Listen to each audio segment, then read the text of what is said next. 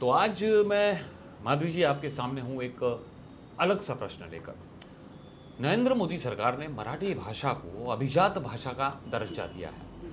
तो मेरी तरह कई लोगों के मन में एक सवाल है कि अभिजात भाषा इसका अर्थ क्या है? भाषा अपनी सांस्कृतिक विरासत का अविभाज्य हिस्सा है। भारत जैसे विविध भाषी देश में भाषा मात्र जनसंवाद का माध्यम नहीं है, पर जनमानस की सामाजिक, आध्यात्मिक, धार्मिक एवं साहित्यिक अभिव्यक्ति का प्रतीक है।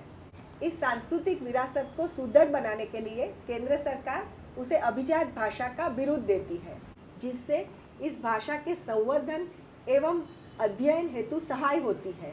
डॉक्यूमेंटेशन और डिजिटलाइजेशन के कार्यों के लिए महत्तम रोजगार के अवसर उत्पन्न होते हैं, जिससे आर्थिक सक्षमीकरण होता है।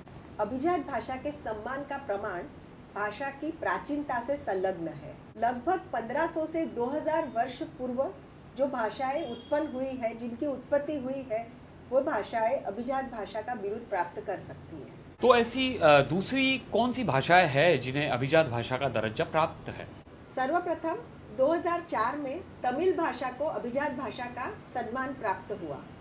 अब तक तमिल, कन्नड़ा, ओरिया, मलयालम, तेलुगु एवं संस्कृत भाषा को यह सम्मान मिल चुका। इस साल बंगाली, असमिया, प्राकृत, पाली एवं मराठी भाषा को यह सम्मान दिया गया। मराठी भाषा हिंदी तथा बांग्ला के बाद भारत में सर्वाधिक बोले जाने वाली भाषा है। महाराष्ट्र के अतिरिक्त मराठी भाषा गोवा, कर्नाटक, मध्य प्रदेश एवं दादरा नगर हवेली में भी बोली जाती है। गोवा में शासकीय व्यवहार में मराठी में पूछे गए प्रश्नों के उत्तर भी मराठी में ही दिए जाते हैं।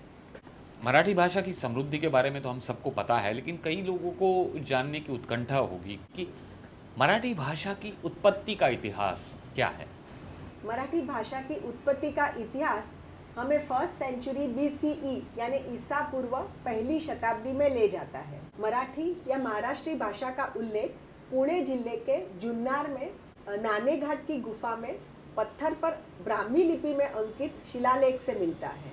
मराठी भाषा इंडो आर्यन भाषा समूह का हिस्सा है। मूलतः प्राकृत भाषा से मराठी भाषा की उत्पत्ति हुई और इसका प्रमाण सतारा में ईस्वी सन 739 में मिले ताम्रपत्र द्वारा मिला। माधवी जी, इस भाषा की प्रसिद्धि और प्रचलन यानी कि आम मानस तक, आम जनता तक ये भाषा कैसे पहुंची? दो धार्मिक पंथ द्वारा मराठी जन संवाद की भाषा बनती गई। महानुभव तथा वारकरी पंथ ने अपनी भक्ति रस की विचारधारा मराठी भाषा के माध्यम से जनमानस तक पहुंचाई। तो माधवी जी, जैसे ही आपने बताया कि इस भाषा का प्रसार और प्रचार इस तरह हुआ, तो इस भाषा की सबसे पहली पुस्तक कब लिखी गई? नाथ संप्रदाय के योगी और गणमान्य कवि मुकुंद राजा द्वारा ईस्वी सन 1188 में रचित विवेक सिंधु नामक पुस्तक मराठी भाषा का पहला पुस्तक। महानुभव पंथ के स्थापक चक्रधर स्वामी का जन्म भरूच गुजरात में ब्राह्मण परिवार में हुआ था। संन्यास लेकर उन्होंने विंध्य पर्वतमाला के जंगलों में तपस्या करने परिभ्रमण किया। उनके शिष्य महिमा भट्ट ने 1238 में उनके चमत्कार युक्त जीवन का आलेखन किया।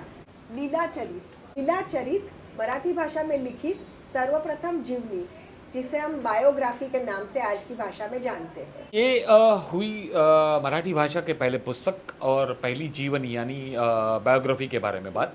लेकिन मराठी साहित्य में संतवाणी का भी बहुत ही प्रमुख स्थान है। जी। तो ये संतवाणी लिखने की शुरुआत, इसके बारे में कुछ बताइए। 13वीं शताब्दी में संत ज्ञानदेव ने इसी भाषा के माध्यम से वेदांत चर्चा तथा गीता सार को जन जन तक पहुंचाया। संत नामदेव ने मराठी भाषा द्वारा भक्ति रस की चेतना को पुनर्जीवित किया। संत चोखा मेला तथा संत तुकाराम ने मराठी भाषा के माध्यम से सामाजिक जागृति लाई और स्वतंत्रता आंदोलन में लोकमान्य तिलक ने मराठी पत्रक केसरी द्वारा सामान्य जनता को प्रोत्साहित किया। मराठी भाषा को मिले इस सम्मान की वजह से महाराष्ट्र में रहने वाला हर नागरिक सम्मानित हुआ है। समग्र महाराष्ट्र के लिए यह अभिमान का विषय है। इस गौरवशाली पल के लिए नरेंद्र मोदी की केंद्र सरकार एवं महायुति सरकार का हृदय से धन्यवाद।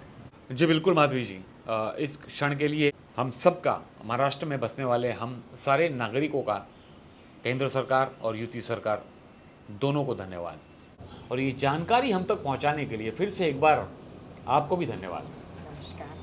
और आप सभी देखने वालों को भी धन्यवाद।